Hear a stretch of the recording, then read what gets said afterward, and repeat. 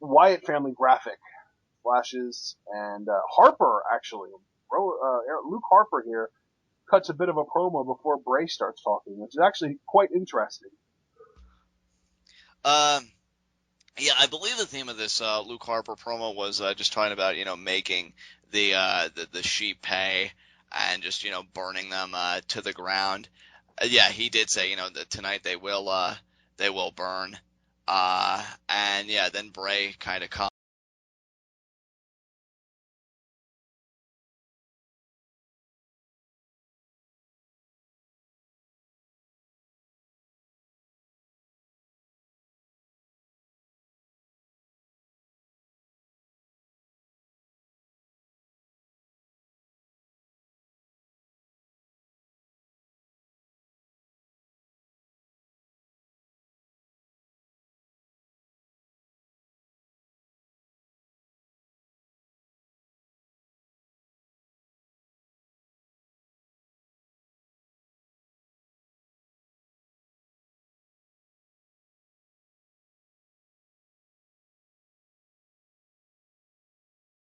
And yeah, then Bray kind of comes. They will burn.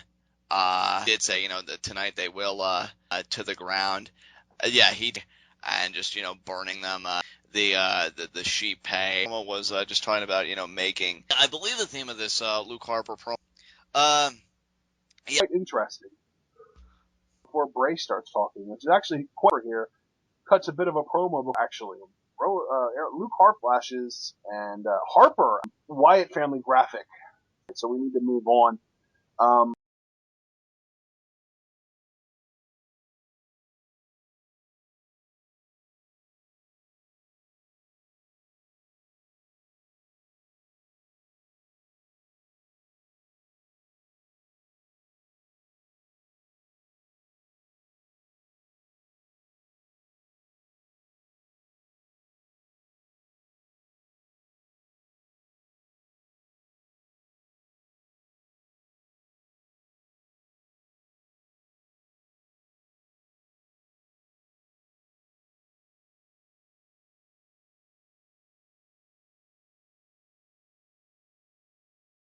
so we need to move on.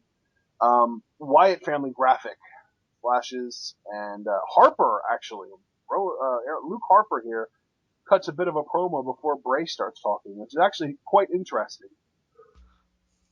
Um, yeah, I believe the theme of this Luke Harper promo was just talking about making the sheep pay and just burning them to the ground. Yeah, he did say that tonight they will burn. And yeah, then Bray kind of comes.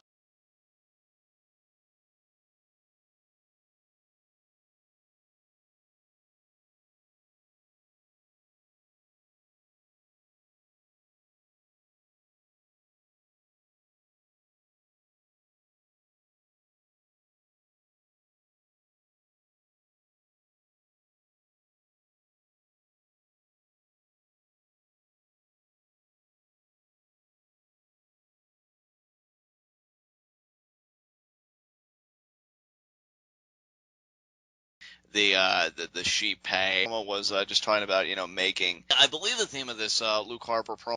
Yeah. Quite interesting. Before Bray starts talking, which is actually quite here, cuts a bit of a promo before actually. Luke Harper flashes, and Harper Wyatt family graphic. So we need to move on. Um,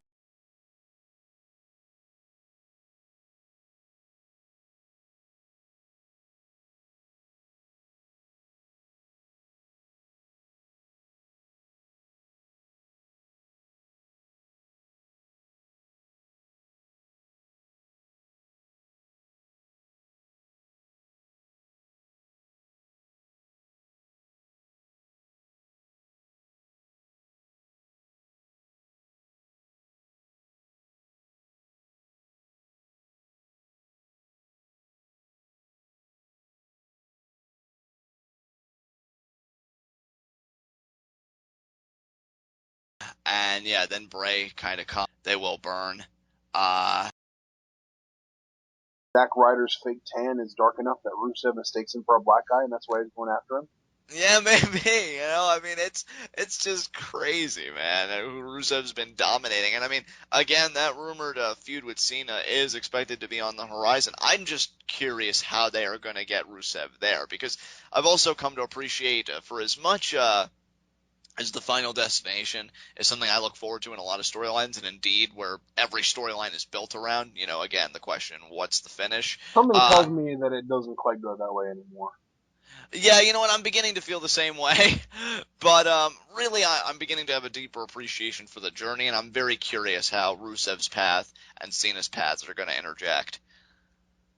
Oh man, I feel like there are three stages at the top of the WWE, and it's just a John Cena sandwich because when you reach the top as a heel, you go from losing to John Cena to winning the WWE World Title, and then if you're Triple H or Brock Lesnar, you can get to a point where you're beating John Cena, but very few have made it to that point.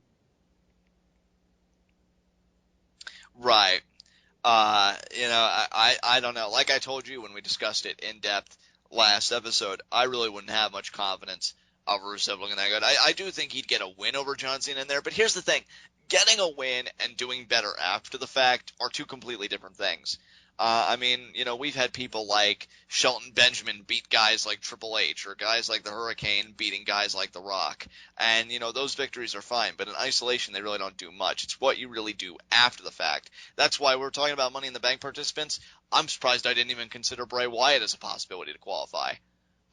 He's another guy, and if he That's your does, final two right there, Wyatt and Cena. I could see it. I could see it. And if Bray does qualify, I'll be honest, with the pool that they've got going on right now, I would consider him the favorite even over Cena. Because even though Cena does win, I think he's that guy that I think WWE is slowly recognizing that he doesn't really need the championship. And if he does get it, the reigns are always brief. So I don't think they'd risk it because I really think they want to protect the image and the value of the world title. So yeah, personally, I would consider Wyatt the favorite at that point, even over Cesaro, despite how badly I'd want him to win it. So. And to me, the favorite would be Cena. Interesting. Well, what we would just have to say, I mean, first they have to qualify, so again, this is all purely conjecture, but I would not be surprised to see them qualify. Right. And, yeah.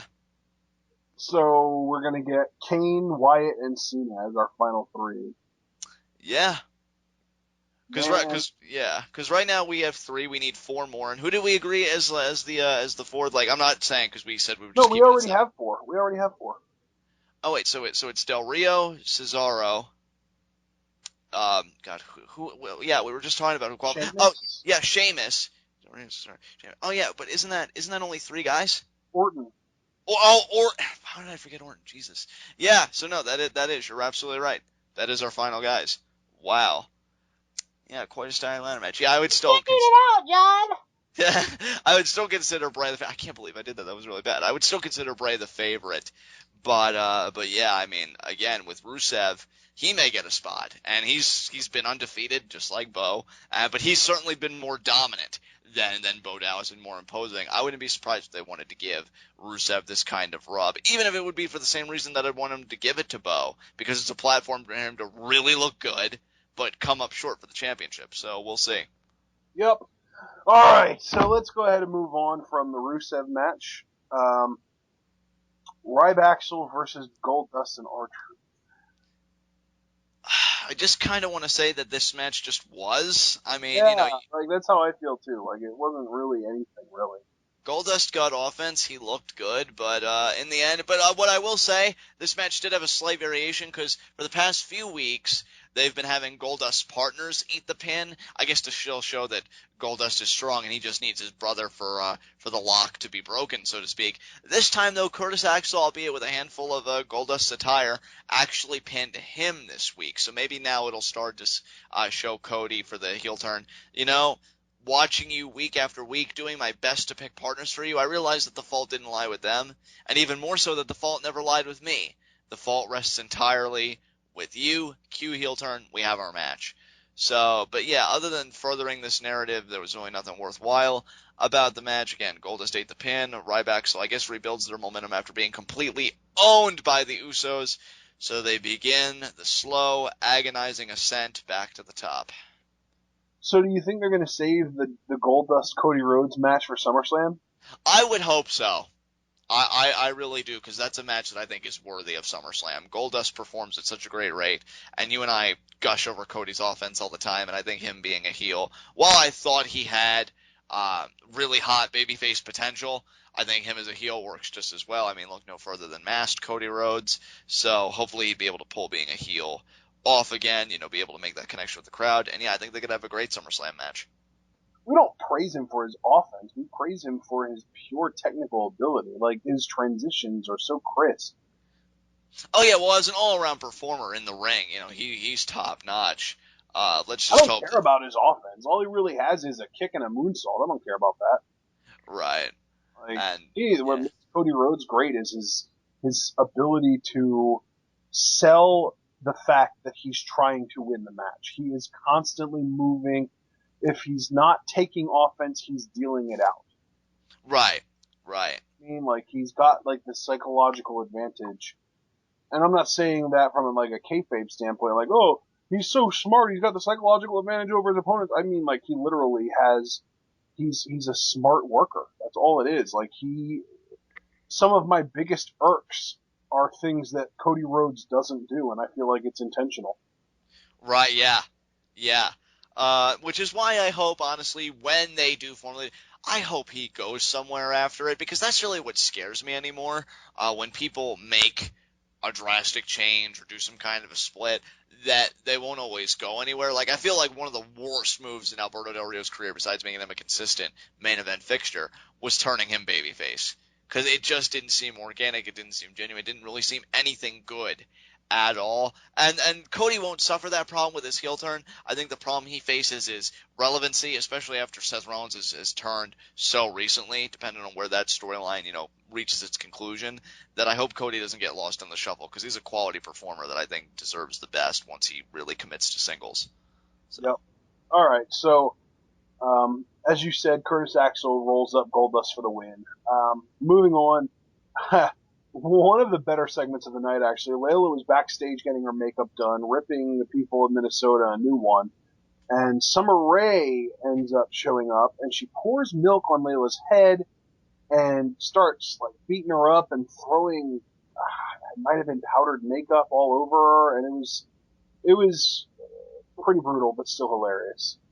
Yeah, I mean, you pretty much summed it up. The Summer Rae Layla feud continues.